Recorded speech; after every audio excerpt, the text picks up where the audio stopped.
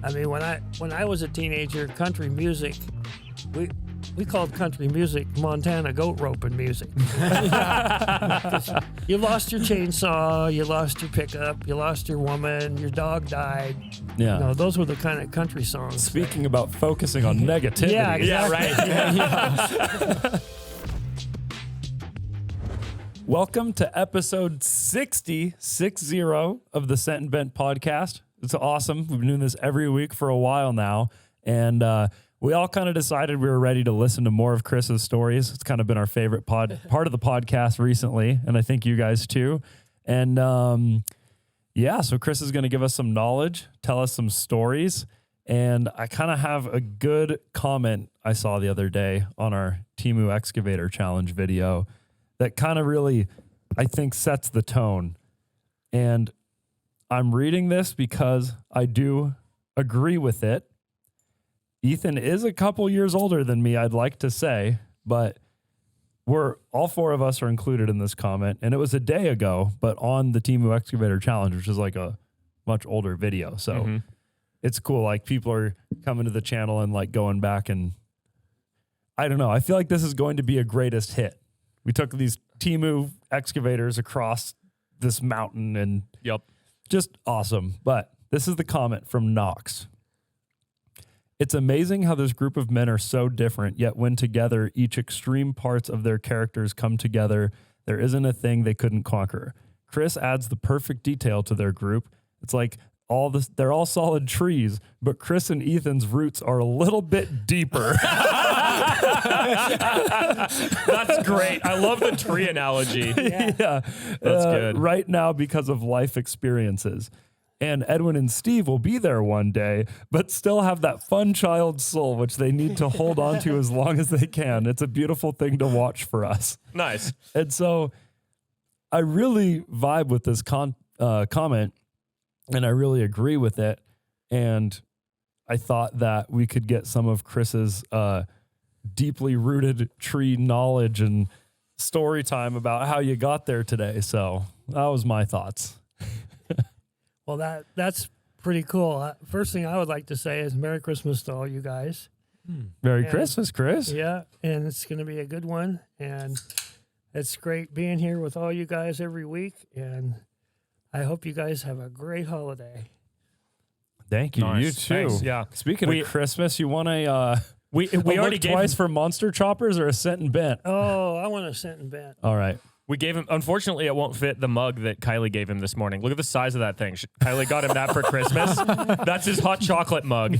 You can fit a double in there, Chris. Double hot chocolate. Yeah, that's what he's saying. It's a 2-pack. Yeah. For the listeners, it's Snoopy's on it skiing, and it's twice the size of a regular mug. Yeah, solidly twice. It's massive. You know what that means? I can waste twice as much hot chocolate, right, Ethan? Yep. Chris has this thing where he only ever drinks like 2/3 of a cup of hot chocolate ever. I've never found an empty cup. Every day I find a cup in the house or in the shop that's half empty of hot chocolate. Never all the way empty. The sparkling waters are the same because I keep finding like half cans and I'm The other day I cleaned up 4 half-empty sparkling waters in the house when I was cleaning up the construction. Not from Steven and I. No, because you guys aren't over there. And we wouldn't leave a half empty. Obviously, but I'm the guilty one. I'm guilty. yeah, that's all right. We'll forgive you just this once. Okay. Yeah, forgiveness is a big thing. Yep. Yeah. Yeah. We all need to learn to do that more, don't we? Yep. Yeah. Well, Chris, you got any good stories for today? And I'm going to give you some young person advice. You just got to get closer to the microphone. Like that? Yeah, Okay. like real close. Yep. Okay. Yeah. Can you hear me better? Oh, yeah. Okay. Well, I have quite a few stories, but I guess one of the ones that I'd like to start out first with would be my first motorcycle. Okay. And it was a Honda CT70H. And I don't know if you guys have ever I don't know that. seen one of those or what they're like. And I mean, I know what they are, but that's kind of goes without saying because I grew up around you. Yeah. So, but it's kind of like a little trail bike. I mean, the wheels are only like about this big, and I wanted that bike so bad that for one summer, I spent every afternoon cleaning up dog manure at my dad's clinic. And the other thing that I did when I was there was Scott Towels had this offer. And if you saved 300 Scott towel wrappers, you got a free camera. 300? Yeah. But they went through paper towels at my dad's clinic like you wouldn't Oh, believe. because he's a veterinarian. Yep. Yeah. And there was 4 of them that worked there, 4 vets. Oh, wow. And they had 3 exam rooms and then plus, the surgery prep in the surgery room. So when I go there every day after I get done cleaning up the dog kennels, I would walk around all the paper towel holders. And even if there was a quarter of the roll left, I'd take it and put on a new one so I could get the wrapper, Yeah. And it took all summer, and I finally got enough wrappers that I got a free Kodak Instamatic 110 camera. Nice. That's cool. And then at the end of the summer, my payment for all that work was $300, and that's what it cost for that bike. Brand new? Brand new when I bought it, $300. Wow. Yep. And that was the How coolest old thing. were you? I was 11. Okay. Yeah. And that was the coolest thing ever in my life. And my parents lived at the end of a 1/4-mile long driveway. And I swear. That's a good length for a driveway. Yeah. I swear I had 100,000 miles on that driveway with that motorcycle. Just back and forth, back and forth. Yeah. And That's then awesome. every afternoon I would drive it out into the fields to feed the cows.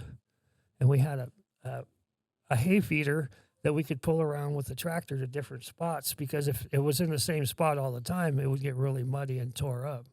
So we'd move it around in the fields, every week we move it to a different spot.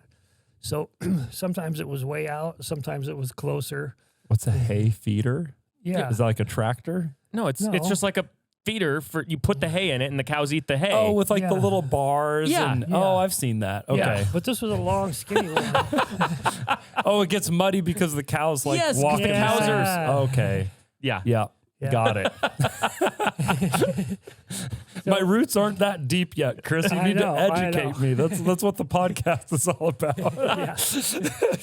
We need to get you a pitchfork, Edwin. Yeah. I got one right outside. So my follow-up question is, did you use the camera?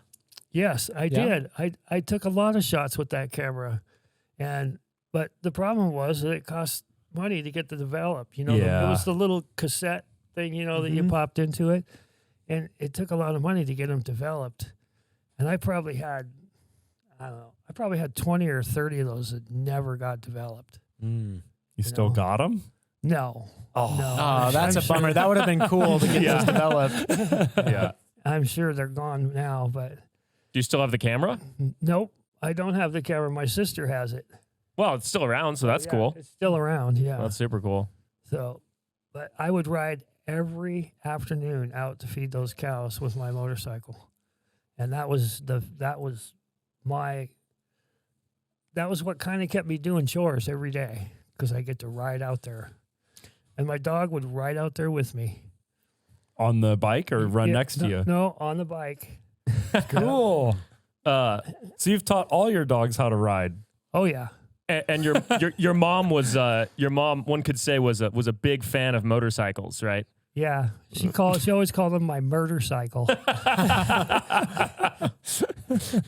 even like way later in both of their lives, when Chris was like well into 40 plus years old, had a motorcycle, his mom still called it a murder cycle. Yep. Was Those are- convinced he was going to die on it. Really? Yep. Just before So she far, so died- good. Yeah. Just before she died from cancer, she called it my motorcycle one time. Really? And the rest of the time was always my murder cycle. Yep.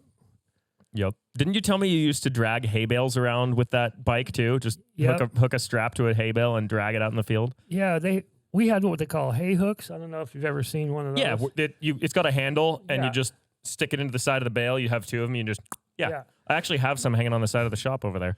And I knew I've seen them somewhere. That I've seen. If it doesn't exist at Ethan's house and it's a farm utensil, I probably haven't seen it. Yeah. But yeah, I would hook I'd lift the bale up and put the hook underneath the bale. And then I had a rope that went from there to the rack on my little bike. And I'd drag the bales out in the field. When it came springtime, a lot of times after we butchered, there wouldn't be very many cows out, so we wouldn't have to have so much hay out there all the time. So we'd just take a bale a day out, and I would drag it out there with my bike, open it up, and feed the cows. So it was a working bike. Yeah. Yep. All with 70 cc's. That's awesome. It was a 4-speed clutch, which was kind of rare for that bike. They were all 3-speed automatics. Yeah. Was it an auto clutch or it had like an actual No, clutch? he's saying it had a manual clutch. Manual clutch, cool. 4-speed, yeah. Did that one have the fold down handlebars? So like the Yes. whole thing could fold up and fit in the back of a car? Yeah, and you undo these 2 little black knobs, and the handlebars would fold down. And We should $300. Yeah. Yeah. We should try to track That's down a unit for $300. brand new, $300. Wow. a lot of yeah, it's crazy. I was gonna say we should try to get a fleet of those and go on an adventure on CT70s. That'd be fun. People have done that on like Trail 90s and stuff or Honda Monkeys, but specifically not new ones, but the original CT70. That'd be like cool. get a few of them and go do Yeah. the Temu Excavator Challenge. Yeah. They are so cool. It'd also be hilarious to see 6'5" Chris sitting on a CT70. Back on his original 11 when he at bike out when he was 11. Yep. Wow, butcher season sounds like, if you're like a teacher at a school or I guess a student too, like a high school, how you have the summer off because there's no school. Yeah. Like That's after you butcher the cows, that's like your holiday, right? Yeah, like the you're only time free. you get a little break. Yeah. A lot less shoveling and manure and a lot less feeding and a lot less. Yep. Yep. But that's part of growing up on a farm, Mm-hmm. doing chores and growing up. Yeah, my But- chores were like washing the outside of the refrigerator. It was like stainless steel, so it smudged, Yeah. So I had to like clean the fridge and stuff. I mean, hey, you had chores. That's a good place to start. yeah. I had chores, but they weren't quite the same. Yeah. What I remember about the refrigerator is holding a piece of paper against the refrigerator with my nose while kneeling down for punishment. Sit there on his knees, holding a piece of paper against the refrigerator with his nose. That was what they had to do when they were bad. So it's like an elaborate timeout. Yeah. Well, the reason I'm saying that is because our refrigerator always had snot on it because I was always scared. So you were 'Cause like you'd sit that there even probably- back, even back then. Well, you guys would probably sit there like crying sometimes because you're in trouble and you Oh, don't yeah. want to be there, Oh, and then yeah. you're just snotting down the refrigerator. Seems kind of a counterproductive punishment, honestly. Well, Edwin saying his chores were wiping the refrigerator, my chores were making it dirty. No, that was what happened if you didn't do your chores, is Yeah. you had to go make the refrigerator dirty. Yeah. I hit my timeouts in strides. I was so loud and screamy as a child that I got sent to timeout in the bathroom. So I'd just be in the bathroom and like the way my brain works, being like not being able to work on something or do something is like as bad a punishment as you could give me ever, Right. You got nothing to do in there. You're just bored out of your Exactly. mind. So I realized that I started just getting sent to the same bathroom. Like there wasn't any variety there. So I got a little Tupperware and I filled it up with Legos and I hid it deep underneath the sink. And so my mom would be like, all right, timeout's over in like 20 minutes or a half an hour, depending on whatever I did, And sometimes I just stay in there. That's hilarious. They never- finishing what I was building. They never caught you just building Legos? Nope. Those are one of those stories that I just told my mom when I was like 20. I just remembered it and I was like, oh yeah, you'll like this one. That's funny. It's like the best part about being an adult, telling your parents stuff you got away with. Yeah. Mm-hmm. So my timeouts weren't that bad either. I don't really remember having a whole lot of timeouts. My parents, were pretty lenient. I mean, like, not that we didn't have consequences. We had plenty of chores and consequences for being idiots, but like, I also was pretty, like, I did a lot of crazy stuff as a kid, like climbing trees and running around with machetes, but that was all like sanctioned. So I didn't get in trouble for that. Like, it was always my sister that got in trouble with my parents. She was the, like, rebellious one, the loud one. I mean, I was loud, but not in terms of like arguing with the parents or whatever. Like I kind of just like did what they, and like I generally, the only chores I really hated was like doing dishes and stuff. Like the outside chores I liked. I mean, like cutting firewood, stacking firewood, all of those chores. I enjoyed that stuff. So I didn't like argue with my parents as much as my sister did, because she was just like, no, I don't want to do any of that. But yeah, so I don't really remember what we got for timeout, but it was usually just like going to your room or something, or some equivalent to that, I think. But I don't remember any. There's no good stories there. Was the piece of paper thing like a trend at the time that other people were doing, or is it like something your mom invented to like make it harder? It was a Hispanic thing, I think. His mom's Mexican. Oh, okay. Yeah, and the kneeling down part too. Because it really, because it makes it so you can't fidget, or kneeling on the hardwood floor because it hurt. I mean, after a while, it really hurt. In the same position, and you can't move because you can't let the piece of paper fall. Or what? Did your time get like restarted or something if you let the paper drop? Yep. So and they can hear it too if it falls. And we have a huge announcement. We are giving away a supercharged V8 Ford Raptor on grindhardplumbingco.com. We have a bunch of new merch. Every dollar you spend gets you an entry to win. And if you join the Premium Members Club, you get an ad-free podcast, exclusive content, and entries to win our next giveaway every single month. You definitely want to enter to win this one. The truck is so sick. It sounds so good. You can enter right now at grindhardplumbingco.com. Thanks for listening. Oh, my mom, she knew everything. Wow, this is clever. We had this cookie jar in the kitchen, and it always had cookies in it. My mom made a lot of cookies, and it always had cookies. And I would tiptoe into the kitchen very quietly, and it would take me a minute to get the lid up. I'd be so quiet, and she'd be upstairs in her room a long ways away from me, and as soon as I got that lid this far up, she'd yell at me, "Christopher, get out of that cookie jar!" She knew it was you too. Every time. And they didn't have like security cameras back then. She wasn't watching you. Do you think she smelt it, or she just knew? She just knew. Yeah. Maybe she knew because it was so quiet. Maybe that was the only time it was silent, is when you were trying to get a cookie. Well, I never thought of that. But right? I mean, it's possible. But if I was noisy, she knew too. Oh, yeah. Well, I don't know. Man, did you ever try to get your like brother or sisters to like run distractions, so they like go create chaos and you just go into the kitchen and steal a cookie? Yeah. Did she catch you then too? Oh, yeah. Wow. Your mom was on it. Yeah. Every once in a while we get away with it. Right. But she knew every single time. I couldn't even imagine keeping cookies away from you as an adult. That's true. See, that I was cookie deprived when I was a kid. That's what's wrong. That's why you got to eat so many now to make up. Well, the other day, Ethan's wife, Kylie, was making a bunch of cookies, and she was like, "Chris, you only get 3 of each cookie." And Chris was like, "Why? What the heck is that?" She was making like 6 different kinds of cookie that day. And he got 2 whole plates of cookies later. But the day she was baking them, she's like, "No, you only get 3 of each kind." And Chris acted like this was like the worst punishment ever. Well, he also that's acted still like 18 cookies. Yeah. But he also acted like, "I've already gone way over that limit." Yeah, that too. Yep. Yeah, I've always been a guy for sweets. I don't know why, but I always have been. Mm-hmm. Because they're awesome. Yeah. Yep. I remember working at my dad's clinic. They had this guy that would come in and he would get the laundry, and he would always bring me a jawbreaker.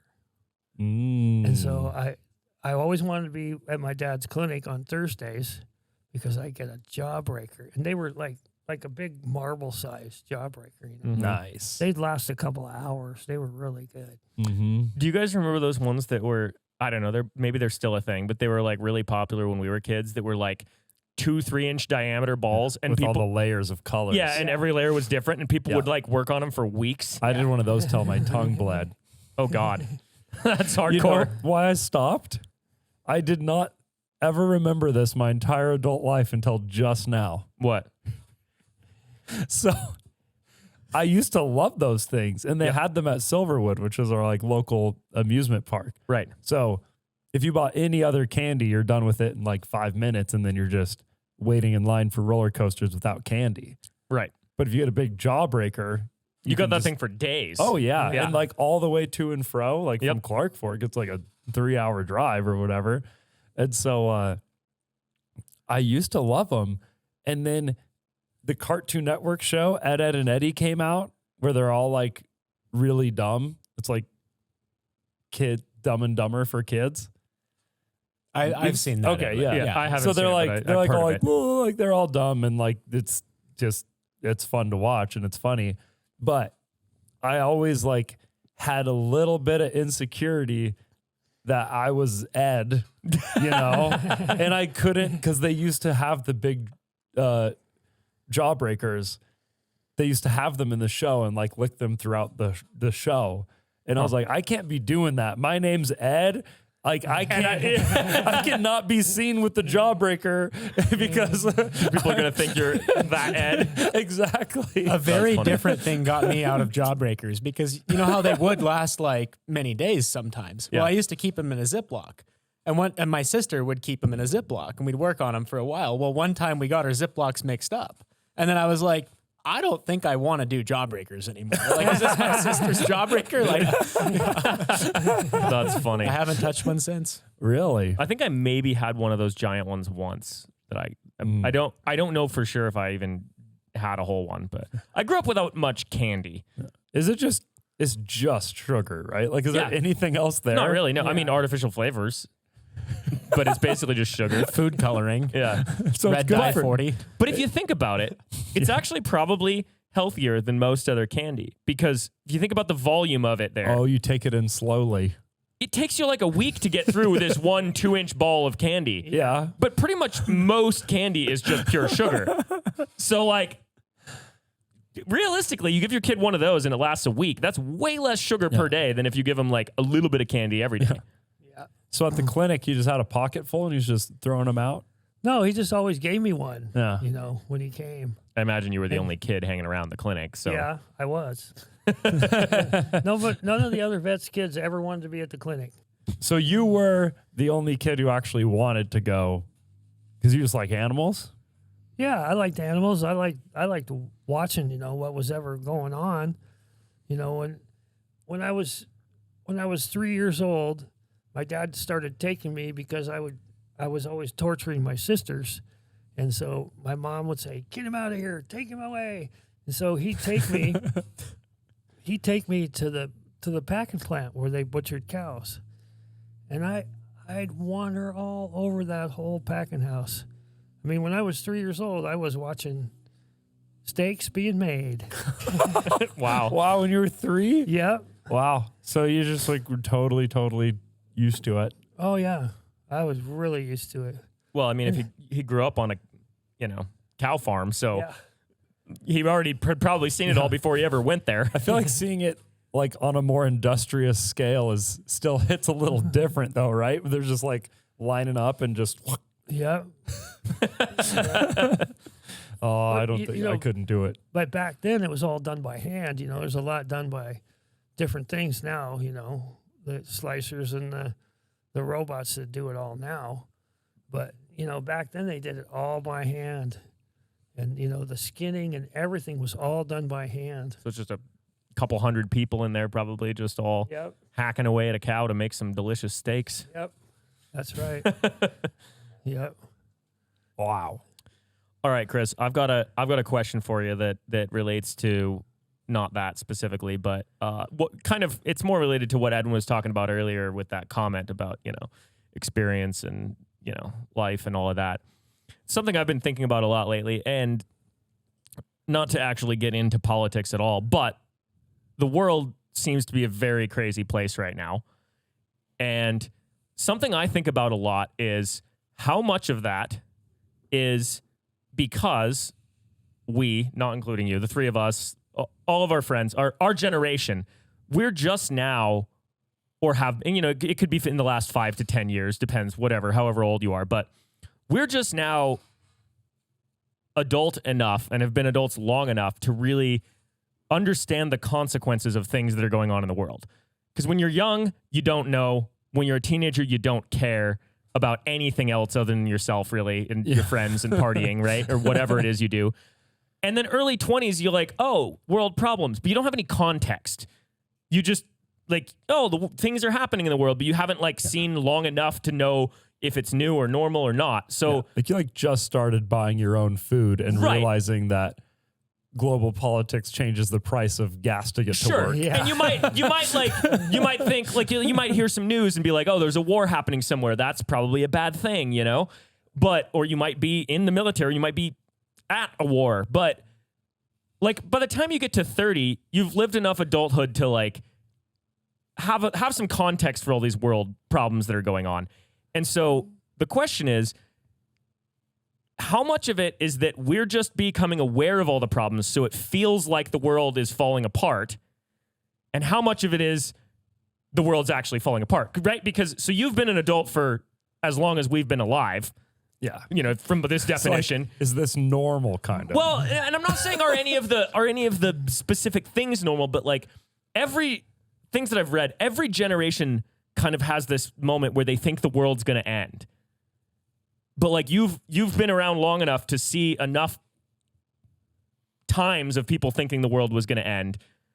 Like, I don't know. What's your take on that? Like, yeah, because like I remember Y2K, but I was a child, and you know, everybody was like, "Oh, freaking out." So you or don't like, understand the real fear of like, what if the bank computers don't work tomorrow? Sure. Yeah, but as an adult, it's like, but this is AI could hack the bank computers. Like, it's like the same fear. Yep. But like, yeah, is this something that I guess has like, is it the same amount of chaos always? Is there just always something about to ruin the world? Is that how it's felt since you were 30? Basically, is the question. Like, has it just always felt like there's something about to just end the world or like cause chaos? Yeah, and it has.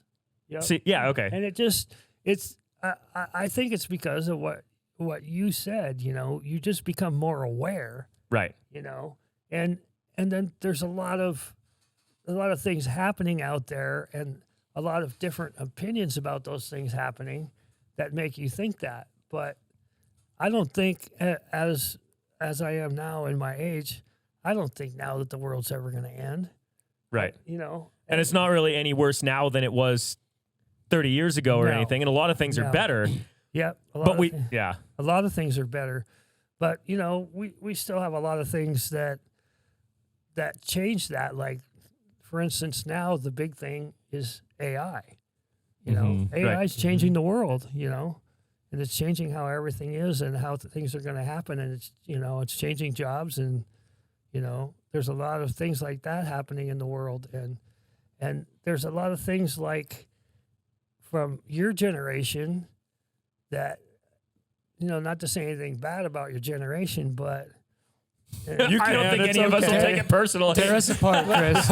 Chris, it's okay. I am incapable of feeding myself by killing a cow. Like we're hosed. I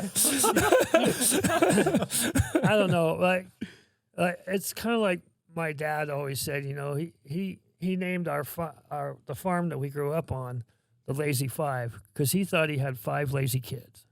Mm-hmm. You know, and I understand where he's coming from now because, you know, your guys is, you know, not to say anything bad, but your guys' generation is freaking lazy. Yeah, I mean, compared to how hard you were working when you were our age, I'm sure. It's and it's a really interesting thing because most parents, they want a better life for their children than what they had. Exactly. And so they try to provide that. And then they complain when their kids don't work as hard because they never taught them to as kids. Exactly. It's like, yes, you do want the world to be a better place for your children, but you also need to teach them how to work hard because they might have to at some point, you know? I don't know. But I mean, it's kind of crazy because, you know, when I was a kid, we worked. I mean, you just had to work no matter what. When you guys grew up, you didn't have to. But now you got to go to the gym to work. You work out. You work out at the gym. You know? And I've never worked out. I've always just been a physical person, you know. Right.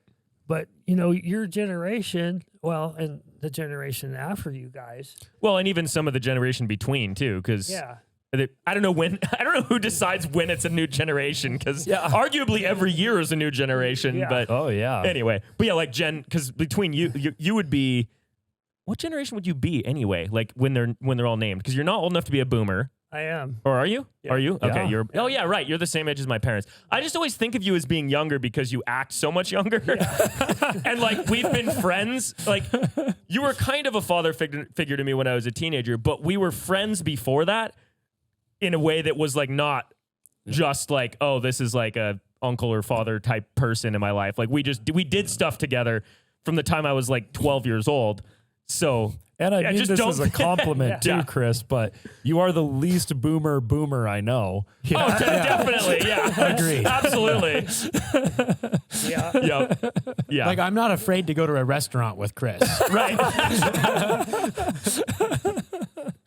Yep. But yeah, I don't know. That's just something I think about a lot. It's like, how much is it? And then a lot of people, as they get older, they just keep thinking more and more that the world's falling apart. But again, our brains are hardwired to remember bad things more significantly and longer than good things. And the good things. And so the longer you're alive, the more bad things you have that you can remember happening in the world. And sure, there's good things too, but your brain just leaves those out a lot of the time. And more importantly, the news leaves them out because they don't get as much attention. And then by the time, like you don't really have this, but a lot of people, by the time they're your age, they just have experienced or seen or heard about so many bad things in the world. They just think it's all bad. Yeah. They're just like, hey, well, everything's bad. It's all just ruined. And but you remember the things you remember that were good is from your childhood or when you were younger. You're like, well, back in my day, it was this way. And like, yeah, maybe that one thing was better. Right. But I don't know. I just, it's a different way to look at it. Like the world isn't, I mean, there's definitely things that are very bad and very wrong. And we need to like deal with those problems in the world at any given time. But it's not always falling apart. We just kind of feel like it is. Yeah, but is it really bad, or is it just that you have been trained, or we have been trained to focus on the bad? Right. You know, if we had been trained to only focus on the good. Yeah, we could talk all day about good things that are happening in the world. Yeah. You know, people that are no longer starving or dying of diseases Exactly. or, whatever. In the world, it's been like that forever. Yep. You know, there are people dying of starvation and diseases, but like now everybody focuses on, Fox News, which is only focused on the bad. They only tell you the bad. It's true. They don't come on and tell you the good for a half hour, do they? No. You know that something that is good is our new rover is on Mars now. Oh, there's a new rover on Mars? Yeah. Nice. And very soon we will learn if it will work or not. The rover? Nice. I think it takes, what is it, Steven? It takes a long time to like unpack and like. Yeah. Yeah, it's like a couple days or something, isn't it? It's crazy. But Do you guys know what Breeze- this one does differently than the other ones? Because every rover they send, they're like, oh, this one's going to do this new thing that we haven't been able to do with the old ones. And then they have signals for like a couple days and then it goes away. And Well, except for Opportunity that went for 12 years when it was supposed to last 90 days. That freaking thing was like tank.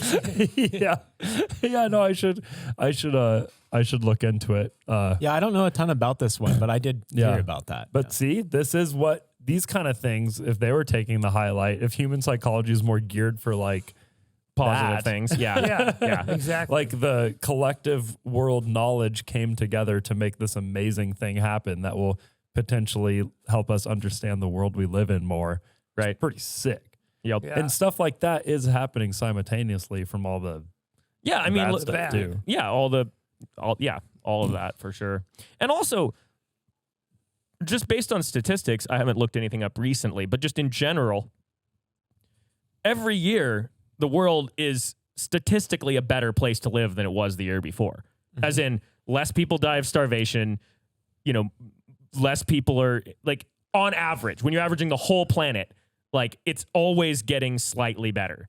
Not in any given location might have some really bad years, obviously, but, like, the fact of the matter is, like, and we have so much more stuff. Like, I've heard it put one way is, like, the average, like, poor American, like, below the poverty line has more amenities and luxuries in their life than a king would have like 500 years ago. Oh yeah. Yeah. Yep. Like our lives are easier at the bottom level in this country than they were for rulers, you know, in ancient times. And Yeah, you can just have a Jack Russell as a pet now. yeah, It's pretty baller. and you can have a little square in your pocket that does everything you could imagine. Yeah. And no one doesn't have one of those. That's something I think about too. Total side tangent, but how crazy is it that like an iPhone or a Samsung or whatever, the latest and greatest smartphone, it's the same for everybody. There isn't really like a significantly better phone for really rich people, Yeah. right? Like there's ones that are covered in gold and diamonds and stuff, but they're not functionally better. Like we all have the best new technology there is for phones. Isn't that crazy? Yeah. Like everything else, the more money you make, the better it gets. Cars, I mean, yeah, you can just spend $2 million and have a Koenigsegg freaking, you know, whatever you want that does 300 miles an hour and, you know, and that's not available to anybody else. But phones, Yep. you can be on welfare and still have a new iPhone. Yeah. So, Chris, did you have to teach yourself? Because it sounds like what you're trying to say is that you choose to focus on good. Yeah, of course. But did you have to teach yourself that? Or did you go through the phase like in your 30s where you're like, or did you just kind of always naturally kind of Ignore the bad Like- stuff. think about and pay attention to more like positive things? Yeah, I mean, I think my parents kind of raised me as more of a positive thinker. Yeah. And it just blossomed from there. How did they do that? And just trying to always be happy with what it is, you know, always accept that what it is what it is. And you got to be happy with that. And, you know, I hear I heard a lot of stories when I was a kid about my dad growing up in the Depression, you know, and they didn't have nothing. Yeah. I mean, they didn't have anything, and they had to, you know, just to get a tire for the car or gas for the car, they had to have, you know, these certain little, I don't know, pieces of paper that said they were entitled to that, you know, and that there was so many things like What do you mean about the paper? Like it was a Like a voucher, Contract? like a yeah. voucher sort of Kinda thing. like a voucher sort of thing, you know. You just couldn't go, you know, during the Depression, you just couldn't go to Firestone and buy a tire. oh, you have to say I'm a farmer, so I have priority to get a tire kind of a thing? Well, kind of like that, yeah, kind of, yeah. It was like a government And- thing? And you had, I mean, there was a lot of things. If you didn't have a farm, most of the people that didn't have a farm or lived in the cities, they were hungry, Yep. Mhm. you know, during the Depression because they couldn't grow their own food. They couldn't get their own food, you know. And I think it's really important that all of us need to know how to get our own food without going to the store, you know. And that's an important thing because, you know, someday there could not be a store, but if there's not, hey, that's the way it is.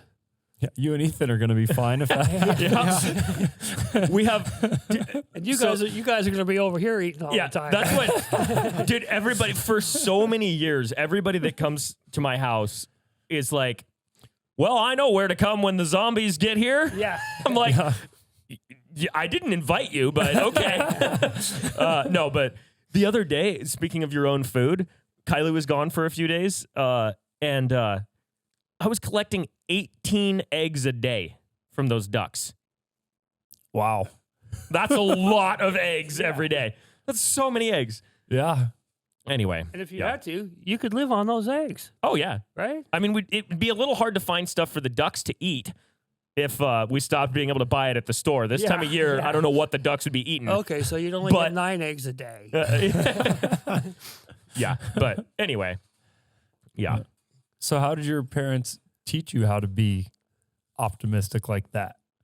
Well, I think mostly it was my mother, Uh-huh. you know, having us kids always look at the good things, you know. Kind of and- lead by example. Yeah, and she never pointed out, well, except to me because I was kind of a bad kid, but I was kind of a hyperactive kid, you know, and I had some dyslexic problems in school, but they don't. Back then, it wasn't dyslexia. Back then it was you're lazy. And so my mom always pointed out the good things. Like she would never tell me that I was lazy in school. She would tell me that, well, you're better at other things. You're better at this. You're better at that. And when there was a lot of things that I did different as a kid that usual kids do. And I would do. I was totally into building models and model cars, and I did a lot of that. And I did, when I was 12 years old, I built my first Heathkit stereo amplifier myself. Really? Yeah. That's cool. Yeah. And, soldered it all together, and it was a tube. It was made out of tubes, you know. And you know what tubes are, right? Yeah. I have like 3 tube amps. You do? Yeah. Wow. He didn't build them. I've sold a few of them, but I haven't built them, but you replace the tubes when they burn out. Yeah. Well, I didn't build the tubes, but But you assembled the whole thing from a kit. I assembled the whole thing together. It was called Heathkit. I think they're still in business. And I put the whole thing together, and then I got myself some Magnavox 12-inch woofer speakers. And boy, I tortured my mom good with those. And that was somewhere around the time when Dark Side of the Moon came out, wasn't it? No, that was a lot later. That was later. But I just remember you telling me What about were you listening to jamming that. when you first built it? That was when Led Zeppelin 5 okay. came, Oh, 4 came good out. choice. Yeah. Lead Zeppelin 4? Stairway to Heaven. Wow. And, yeah. Do you think 3 or 4 is better? This keeps me up at night.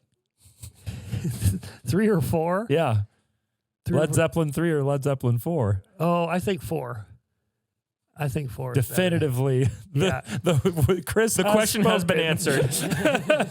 I really, really like 3 though. You do? Oh yeah. Yeah, 3 is pretty good, but I don't know. I think 4 is better. I had more hits, that's for sure. Yeah. Yeah, and then I had Santana Abraxas. That was Wow. one of the Well, I bet your albums. mom liked that one. Yeah, right, yeah. No? No. No. No, my mother was into Glenn Campbell. Who's Glenn Campbell? You don't know who Glenn Campbell is? No.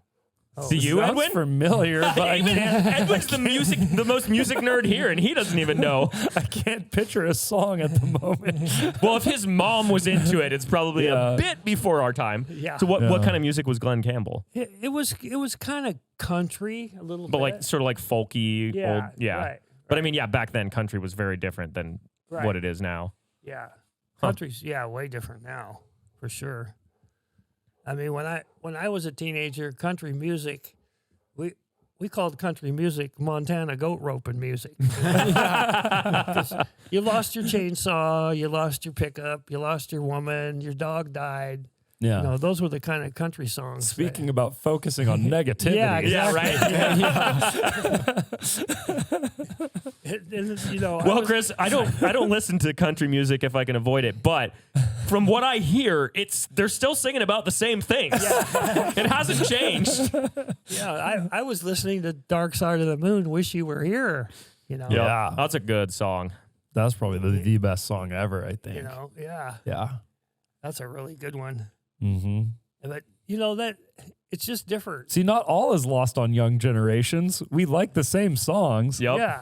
Well, and it's really coming back around too. Like my girlfriend's nephew, I think he's 18, 17, but he's really getting into records and like Led Zeppelin, AC/DC, Metallica. They'll never make an album He like actually Dark asked Side of me- the Moon ever again. It just won't happen. never. No. Steven, you should tell the story if you think it's I mean, it's not inappropriate, but like it's just personal to your girlfriend's family, but of how her mom the story about her mom talking about her brother having a baby and her being a grandma now, and you don't remember this? No, the look on apparently you know the Simon's story better than I do. His girlfriend's mom was talking about her that she has how many sons? Oh, yeah. She was like, I don't know. You're going to have to find something to call me. I don't know if grandma's correct. I don't 'cause know if I'm pretty ready to be young. grandma. I don't know if I'm ready. And then Alyssa reminded her that she has an 18-year-old grandson. And she was like, oh, yeah. Like she just forgot. Yeah. She was just like, I don't know if I'm ready to be called grandma. And then Yeah. Alyssa's like, Mom, But- you've been at grandma for 18 years or whatever. Oh, But wow. the funny part of this is, though, her nephew was like, oh, have you ever heard of this band? And I forget what it was, but it was either AC/DC or Metallica. And I'm like, yeah, I've heard of AC/DC. Yeah. But I love, like, there's hope for that generation that's because cool they're that- like getting yeah. back into that classic good. And maybe when they start forming bands, maybe we'll have a Yeah. resurgence Probably. I mean, Let's of go. good music again. I bet it will because, because like that stuff wasn't old enough to be like classic when the people that are making music now, when they started making music, that music was just, that's older music. Like that's not what we're into right now. But now it's been around long enough. People are like, wow, this is really cool. And then, maybe. I don't know. That is the hopeful take. That's the Chris, the way he sees it. Yeah. Yeah. The way I see where music is going is just very different. Well, I mean, we're not saying that all of the music is going to be better, but there might be some. And the other problem is, Edwin, you listen to a lot of royalty-free stuff. That's true. Honestly, I was thinking about AI making music, and I think that AI could make royalty-free music better than humans almost already because it's already so bad and generic. Yep. And it's finding those new things that no one's ever heard before, like the progressions in Stairway to Heaven, you know? Like when you first heard that, there's nothing else like that on planet Earth. No. So you just listen to it over and over and over again. Probably 50,000 times. You probably wear out the grooves in your Yeah. records, right? Yeah. Or was this like auxiliary tape era? When was this? Well, How are you getting the music to your amplifier at the time? I had this little cassette player that was like about this wide and this long. Dimensions, Chris. Not everybody can see it. And it had, it was probably 6.5, 7 inches wide and maybe 10 inches long. Like an 8-track? And Or was it a No, auxiliary I tape? had an 8-track, but it was a cassette, and it had 4 little push buttons on the front. And one was play, one was rewind, one was fast forward, one was record, Nice. you know. And you put a cassette in there, and then it had a headphone jack. Uh-huh. And I put a headphone jack in and took the wires from the headphone jack and tied them into my amplifier. And So you just had this set up in your room. oh, yeah. Yep. So you really drove your mom crazy. Yep. Especially the same song over and over again. Yeah. But as I got older and I was a teenager, I got my first vehicle, and it was a Chevrolet Greenbrier van. I don't know if you know what those are, but it was I know. the Chevrolet van that had a Corvair engine in it, and It was one of the variants of the Corvair, and the Corvair all had. It was Chevy's attempt at a Volkswagen Beetle. air cooled. So it was really? It was a flat 6 instead of a flat 4 because they wanted a little more power. A Boxer, yeah. Boxer 6, air cooled in the back of the car. That basically Chevy saw Volkswagen's insane success with the Beetle, Yeah. and they were like, "We're going to try and do that," and they largely did not succeed. That car wasn't it? What president Sounds was it that very outlawed Chevy, the does it Corvair? not? That banned it because it was unsafe. What was it? It was not banned it, but like made a public statement that it was unsafe to drive at any speed. yeah, Wasn't that the Corvair? that was the Corvair. Yeah, Yeah. yeah, So the van was probably a little better because it was heavier up front. yeah. But the problem with the Corvairs is all the weight was in the back, and aerodynamically they didn't have anything keeping the front down. So at speed they just Really? the front end would get light. I mean, it wouldn't like. do wheelies? Well, I mean, I don't know if they'd properly like wheelie, but the front end would get light enough that you didn't have steering, and then you lose control. Oh, I really want to wheelie a car. And that was the first time I'd ever heard of a turbo. Oh yeah, because some of them were turboed. The Corvair Spider came from the factory with a turbo.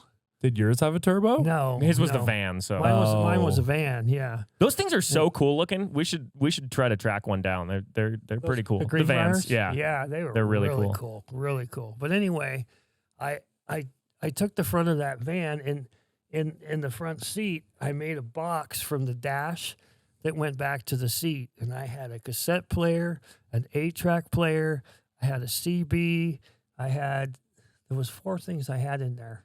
And then the whole bottom of it was a row of switches. So I could switch to different speakers, different things, you know.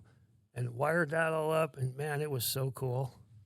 Did you put better speakers in it too? Oh yeah, Yeah. yeah. Subwoofer? Oh yeah. I think that's I mean, it wasn't a subwoofer at that time. We didn't have an amplifier. sure, but it was a bigger It was a big speaker. Yeah. yeah.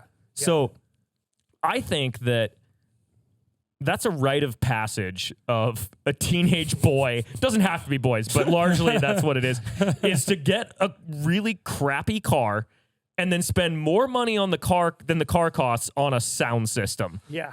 More If money you- than it's worth. Yeah, exactly. If you didn't do that as a teenager, Yeah. I mean, I don't think that's really as much of a thing anymore because cars come with good sound systems Right.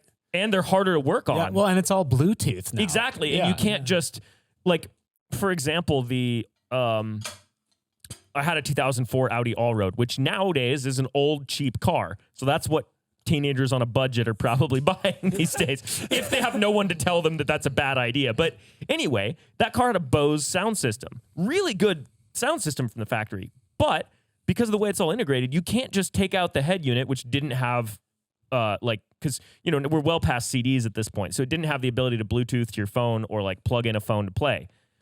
It just had radio and CD player. Right. But because the Bose sound system is so electronically integrated, it's very expensive and difficult to take that out and replace it with something modern because they integrated it so much from the factory that like it's not just take the old head unit out and put the modern one that's got the latest and greatest stuff in it in there. Yeah. A couple of butt splice crimps and Exactly, yeah. I mean, you remember my Subaru Brat, my first real Oh, yeah. car. Yeah.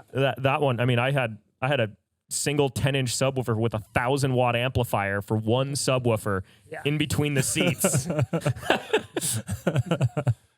I think another problem too is there's so much plastic in cars. Like my speakers aren't even that loud in the Maverick. Yeah. But a good bass song will still just shake the plastic, even if there's nothing in the doors or anything. It just Yeah. vibrates. Yep. So it kind of ruins the sound. You got to be careful on how loud you go.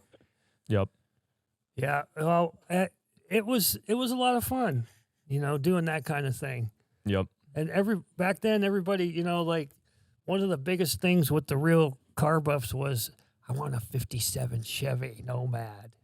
I don't know if you know what that is. It's the wagon version of the Nomad, isn't it? Well, the Nomad, there was a Nomad wagon, but Oh, okay. That's just the one I know of. yeah, it was like the coolest looking car that you could fix up, when I was a kid. It was the one that everybody wanted. Yeah, and they all wanted 327s in it, and they all wanted deep dish US mags on the back. And, Oh, and one of the biggest things back then was air shocks. Everybody saved money for air shocks and speakers. That's what you saved your money for. yeah. See, this is Were exactly the air what I shocks want. like where you could raise and lower the ride height? Yeah. Right. Yeah, that's what I want to do to my FD. Speakers and bags. I just want to park it on the frame, and I want to, and then the motor goes. That was a pretty good rotary impression. Yeah. That was You've good. been practicing, huh? I've been Edwin? watching YouTube videos. Yeah, Okay, yeah. On how to make rotary noises with your mouth. Yeah. just on rotaries ripping through the woods and stuff. Yep. But Have you bid on any more recently? yeah, well, and then thankfully I realized that the one I was bidding on was an automatic. I didn't realize that was an option, but it apparently is. That's so I sad. don't know the tragedy of buying a race car with an automatic Automatic. transmission, but I was on Facebook Marketplace this morning or last night, and I saw a WRX that was really cheap. And I'm not in the market for a WRX, but I'll still click on it to see what. you could be talked into it. Yeah, you never know. But like I've never had one, and when I was growing up, Subarus were what I was into because it's what my parents had, and also like they were the cool car that was cheap. They're obtainable. They're very, very obtainable, and they could be fast. And they're in some movies here and there, WRXs and stuff. Mm-hmm. Like, so they were cool. and animes. Yeah. Well, I didn't watch that. But not because like I had anything against it. I just didn't know anybody that did, and I also grew up without a TV. So like, Yeah. movies was like at the theater or renting a DVD. Anyway, side point, but WRC documentary from however many years ago. pretty much. Like, Yeah. But anyway, yeah. So the what was it? What did I start talking about this for? Subaru's WRX. Oh yeah, it was an automatic, and I was like, but like I clicked the listing, and it's like it's got the tuner and the exhaust and the turbo and all these upgrades, and then it says automatic, and I'm like, one, why did Subaru build the WRX as an automatic? Right. Yeah, you could just buy an Impreza. Exactly. If you don't want a manual transmission, buy the Impreza. Like I am very much a proponent of automatic transmissions when in a work truck, in like a daily commuter. Oh yeah, all day long. You don't want to do stop and go traffic in a 400 horsepower WRX exactly. with stiff clutch. Right. But if you're buying a WRX, you're buying a budget rally car, and it better have a manual. And then not only that, but you buy one that's an automatic and upgrade it. Oh, just a waste of money and time. Now think of importing a car from Japan. Right. It's so much worse. that is like an absolute nightmare to keep it running, which you might be able to say that about a WRX, but no matter how bad they get, they're not as bad as a rotary. Yeah. And you spend all that time and money to keep it running just to not even be able to drop the clutch. Oh, I didn't even know that it was an option. I've never seen one for sale before like that. Wow. Yeah, I Like mean, they probably don't get imported very often because why would they? But yeah. It's a tragedy, man. I'm still laughing at the fact that Alyssa and I just got a new 2025 Subaru, Outback. Yep. It has paddle shifters. It's a CVT transmission. Dude, it drives me nuts. My wife's car is the same thing. I rant about it at every chance I get. I'm like, So what does the paddling do?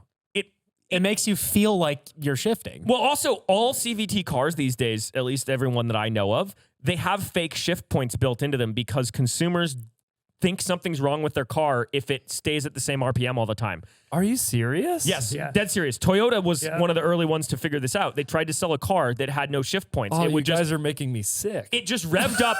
So as a CVT, just like in this snowmobile engine behind us, it revs up to the optimal horsepower range for the output you're demanding based on throttle input, and it stays there until you get to the speed you want to go and you let off. Yeah, so they literally They made it fake- less efficient. Yes, and they make fake shift points so that it feels like it's shifting because people thought their car was broken otherwise. I don't feel well.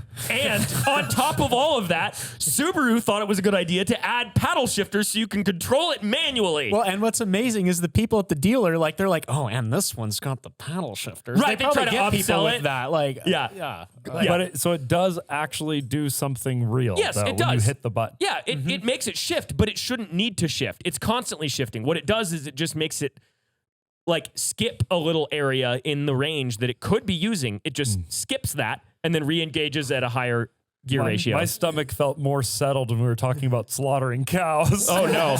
Well, here's a subject that should settle your stomach, Chris. So that was your first car. What would be your dream car now? Like what? It can't be something you already have. No.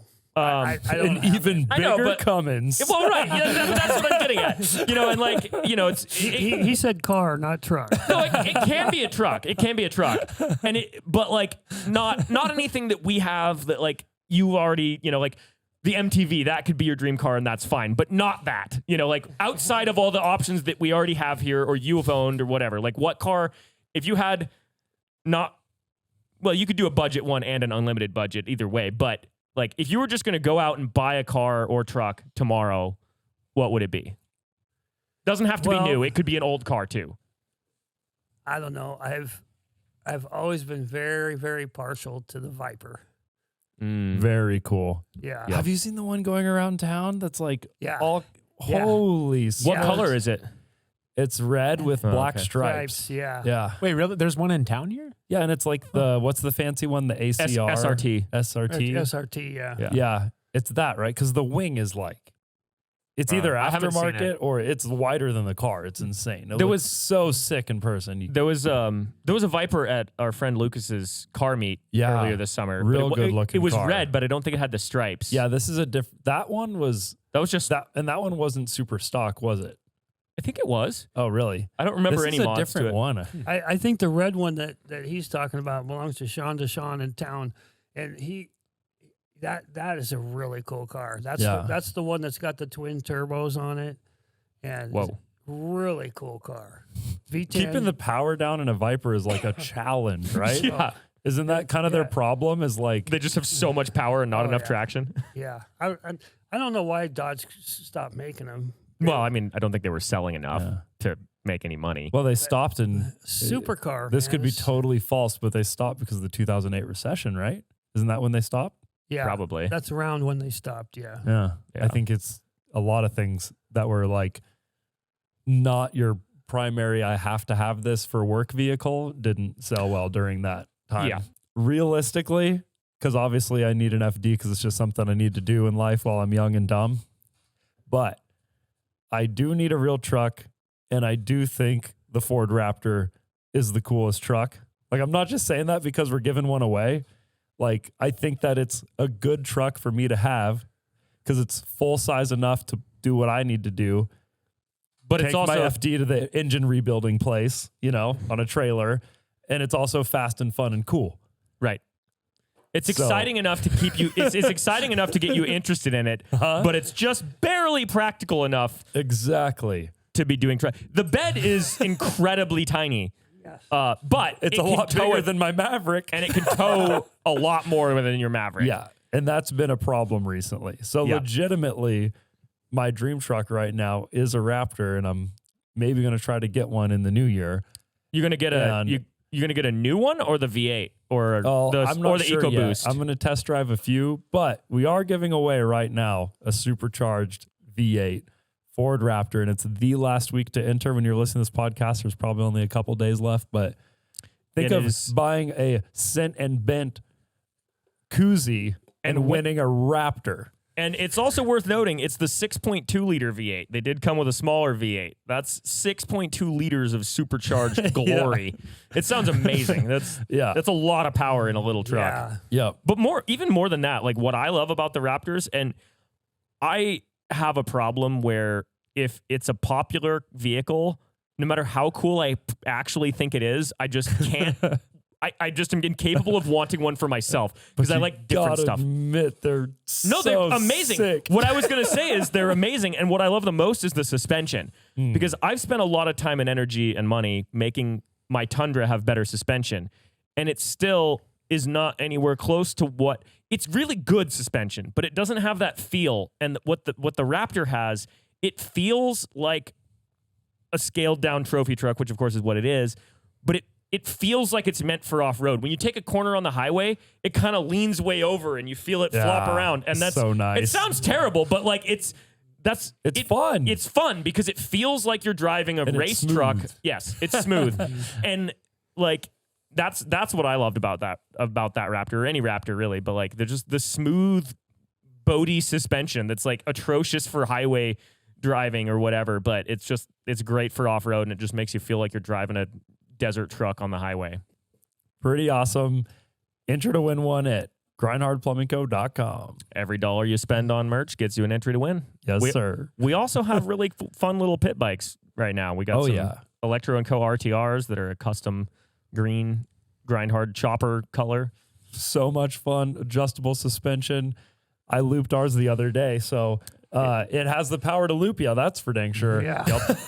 It's so powerful. If I putz it around the shop, which is kind of fun sometimes, I put it on the low power setting Yeah. Yep. because it's Oh, pretty yeah. quick. Oh, yeah. It's the real deal. Yep. Well, we'll get back to Chris's dream car then. The Viper. The Viper. Yeah. It's, Speaking of things like that, this is something I've been meaning to bring up for quite a while, and I keep forgetting on the podcasts. Most of the people listening have probably, well, I wouldn't say most, but many people have probably already heard about it. Toyota built a concept under the Scion name, because they killed off the Scion name years ago, but they built a concept under that name that's a side-by-side, a UTV, with a Tacoma TRD Pro drivetrain. 400 plus foot-pounds of torque and 300 and some odd horsepower side by side. And they're talking about maybe producing it. That would be pretty cool. Yeah, Holy. like a side by side with a real drivetrain that won't blow up belts every 5 seconds. I Or like, want one. isn't that cool? Yeah, I think you just answered Chris's dream car Yeah. question for him. Right. But yeah, I could see you in a Viper. You think you fit in one? Have you sat in one? I've sat in one. Yeah. But one of You have my to have your head out the window or you fit? No, I fit. One of my good friends from Coeur d'Alene that owned Forest Steel. It's now Pacific Steel because they bought it. But Oh, okay. Yeah, Pacific Steel bought it, but he had one. He bought one when he got divorced, and he gave me a ride in it. Boy, that was a cool car. That was the coolest thing ever. That thing Cool. was so fast and so. I mean, it was just like it grabbed the road. You know, you felt like you were just holding on to the road. You know, like a lot of cars you get in, and they have so much power that, you know what I'm saying? That just kind of all over the place. Yeah. Yeah. This felt Yeah. planted. Yep. Yeah. Nice. Very well designed car. It's like that Chuck Norris joke about the world spinning. When you're in the Viper, you're spinning the world. yeah. The world isn't spinning you. The Chuck Norris joke is generally it's push-ups. When Chuck Norris does push-ups, he's not pushing himself up; he's pushing the world down. Yeah, exactly. See? And, I can, you know, I can plant the seed, and then Ethan always remembers the actual thing.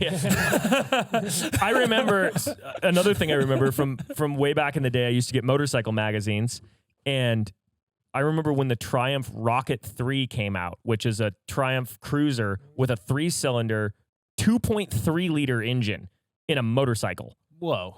I don't think I know about that Yeah, one. What? the Triumph Rocket 3, and it has an ungodly amount of torque, and I don't remember what the number is, but the headline of that article in the magazine was "Enough torque to turn the world." Yeah. Nice. I remember that saying. Yeah. The Triumph Rocket 3. That thing is it's actually, we should find an engine for one of those and build something with it someday. But it's a longitudinal inline 3. So you know how most inline bikes are sideways? Transverse, yeah. This was longitudinal. So How long is this bike? I mean, it's kind of long, but it's only a 3-cylinder. I mean, it's not that, but yeah. It's a fairly long bike. It's a big old cruiser. It's not, which is why it's so funny that they put such a colossal engine in it. Cause it's not like a race. Well, I mean, it'd be a dumb engine for a race bike cause it'd be heavy, but anyway, pretty cool. I feel like we derailed you, Chris. You were on to something. You're saying you're dyslexic in school, but you really like building these models and stuff. And then you got your speaker, and that was like a good outlet. Yeah, well, yeah. It was like my mother knew that I was different, you know, and she wanted me to have the different things that, you know, helped me get where I am today. You know, if you know, I was totally fed up with school. You know, I barely made it through high school. Our stories are sounding really similar besides the farm part so far. My last quarter of my senior year, I was still trying to pass freshman English. That's how bad I was at English, but at math and calculus and shop, man, I aced those. Yeah. No problem, you know. Isn't that weird? Because I'm dyslexic too, and English, obviously, I still haven't figured out. But I was also good at math. Like you'd think with dyslexia it'd be hard to do math, but maybe we just have the same type of dyslexia. I don't know. No, but math always comes easy to me too. Yeah. Like the technical language is easier than, like, I think that I could learn like Python. Well, I know for a fact I can, much easier than like Spanish. Python, Chris, is a coding language for computers. If you didn't know, like for writing code. Python is one of the languages. I've heard of it, but okay. I wasn't sure if you, and also for anybody listening, because that that's doesn't to know do a that. lot with math. I guess it's just the way that my brain works. Like it just like makes sense. Whereas like something like Spanish, it's like, oh, you say these words before these words, and then these ones are feminine except for this, and then it doesn't make sense. It's just, it is what it is. Well, languages English are is bad at that too. Yeah. I feel bad for people who have very logical languages that need to learn English. Like ours is like, oh, these 3 words are spelt the exact same, but they mean different things and they're pronounced differently. Yeah. Well, languages, I was going to say like that might be the reason for you guys that it was easier for math, because math is strict and it has rules and you don't break those rules. And then if you learn the rules, you only need to learn one set of rules. And language is extremely muddy. Language has like 1,000 rules and they all get broken and they... Well, and English is particularly bad. It's like I before E, except after C, and except in these 12 to 14 examples that have changed since the 90s. Where math is like, this is how you find, if you know 2 angles of a triangle, this is how you find the 3rd angle. And it's like, got it. What's the next thing? Yep. Yeah. I don't know what it is. So then you got your car. Yeah, then I got my car, and that was, I mean, I knew everything about that thing. I knew how to set the points. I knew everything, you know. And so many kids when I was growing up didn't know that at all. You know, they didn't know that kind of stuff. Mm-hmm. And I just kind of learned it by trial and error. Yeah. you know? That's what I was And- going to ask is if you had somebody that you like hung out at their shop or, Well, yeah, got to- kind of. There was a neighbor guy, the one that taught me how to weld. oh yeah. Yeah, and he helped me a lot with engines. He was an old farmer from Eastern Washington, Mm-hmm. and he knew a lot about gasoline engines and diesel engines. And I learned a lot from him. And then my high school sweetheart's grandfather was a mechanic for Chrysler at the dealership for his whole life. And so he taught me a lot of things. And I just kind of went from there, you know.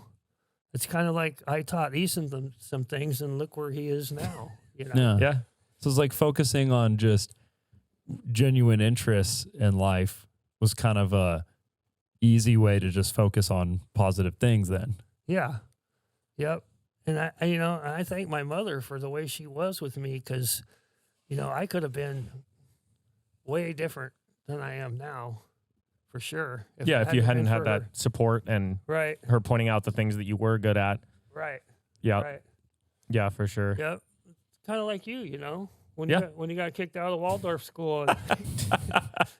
No, I'm just joking, but you know what I'm saying. No, it's true. And I never struggled in school, but not curriculum wise, but I struggled socially. Like I was always I was just I was the weird kid. Like I grew up in the woods and everybody else didn't, you know? So I was just this weird kid that smelled like a fire all the time.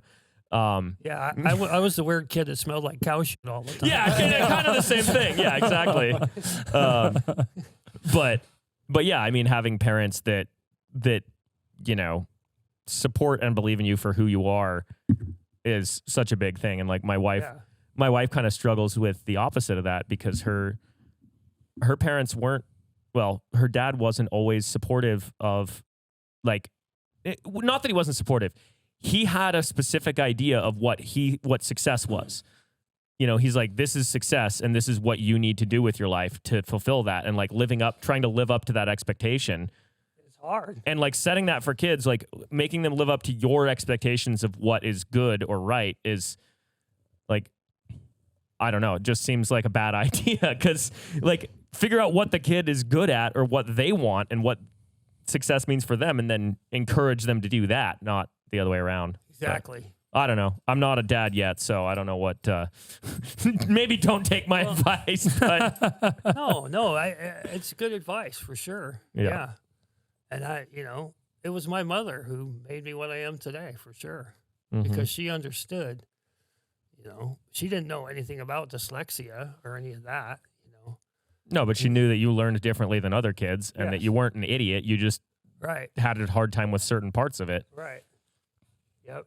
Mm-hmm. And you know what they say, Edwin? What do they say? Dyslexics untie. Yeah. It took me a long time to get that one the Yep. first time you said it. But I think my parents were like the same way.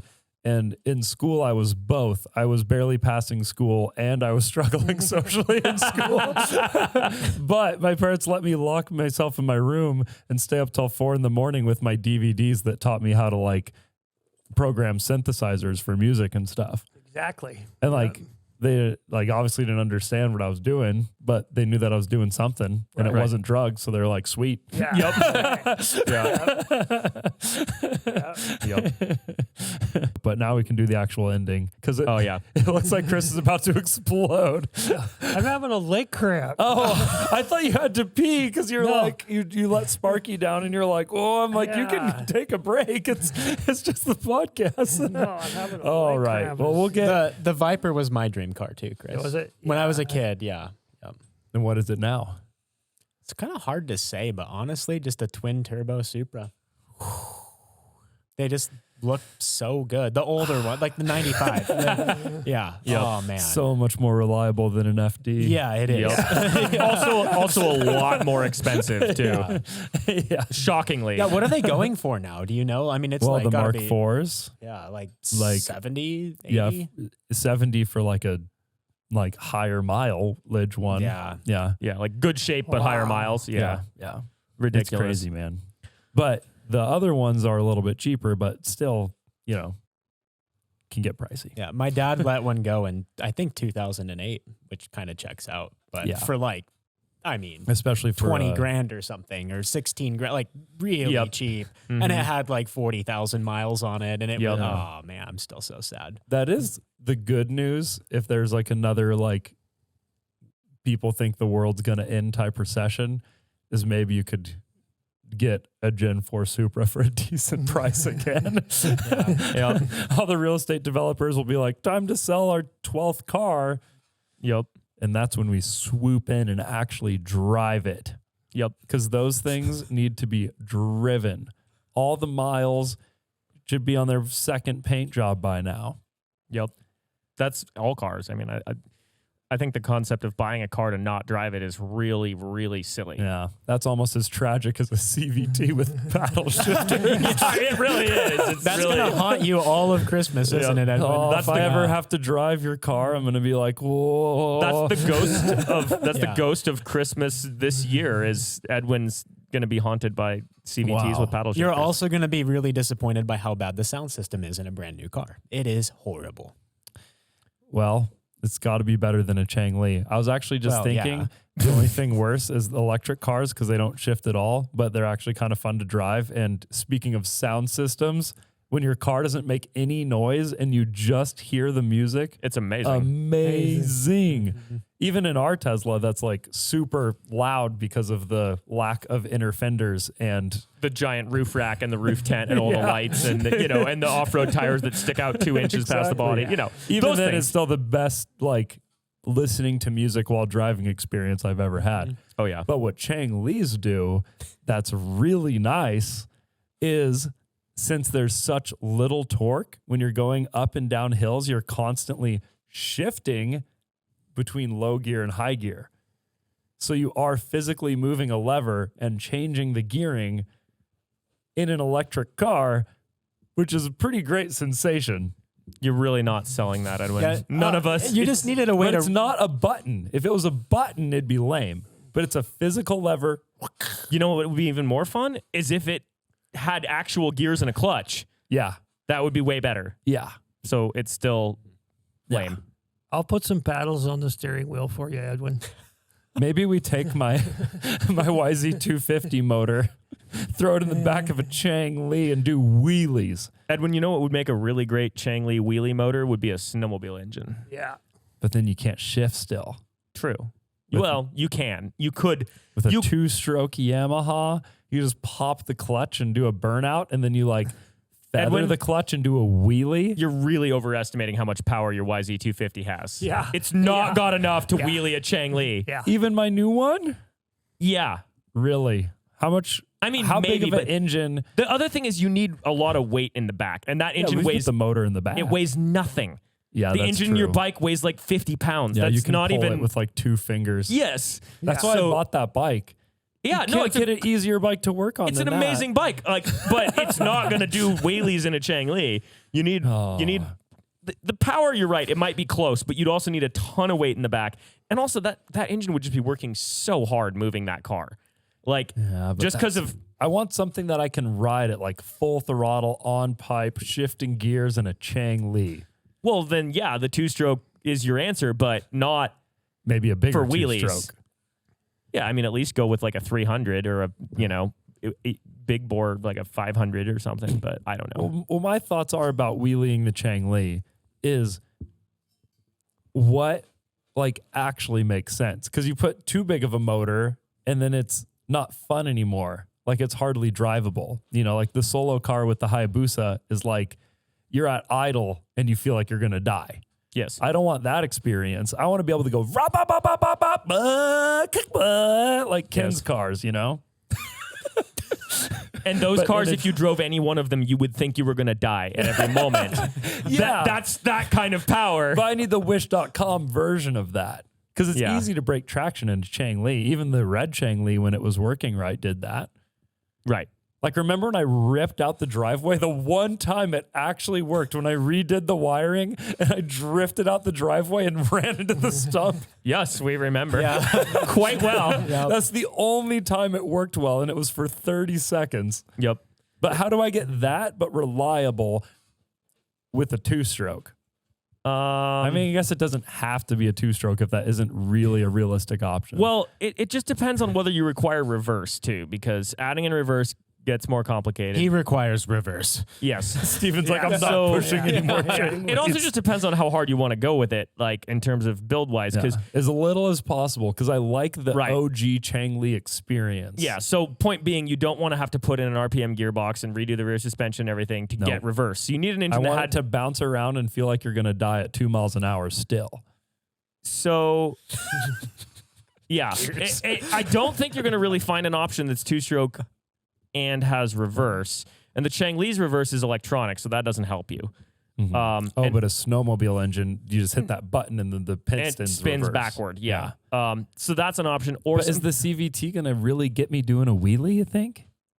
I guess you wheelie if you snowmobiles. clutch it right, yeah, so that it'll actually just hit really hard instead of like slowly ramping up. If you clutch it so it just goes, oh, wow! On a snowmobile, you can just stand on the back, and that helps. Like, you can't really... But you could just add some weight in. You could, if you wanted it, like, you wouldn't want something that was always doing wheelies because it'd be undrivable. But if you just, Oh, you know what?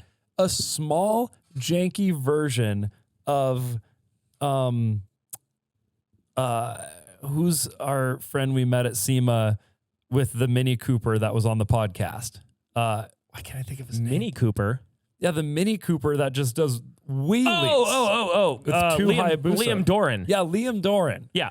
I need the Chang Li version of that. Yeah. Because then you can drift, wheelie drift, burnout. You're just saying none of this is possible because you said you don't want to build it. Like you want as little effort as possible into it.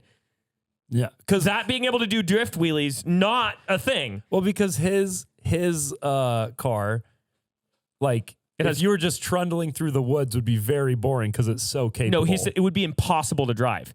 He said you cannot drive that car slow.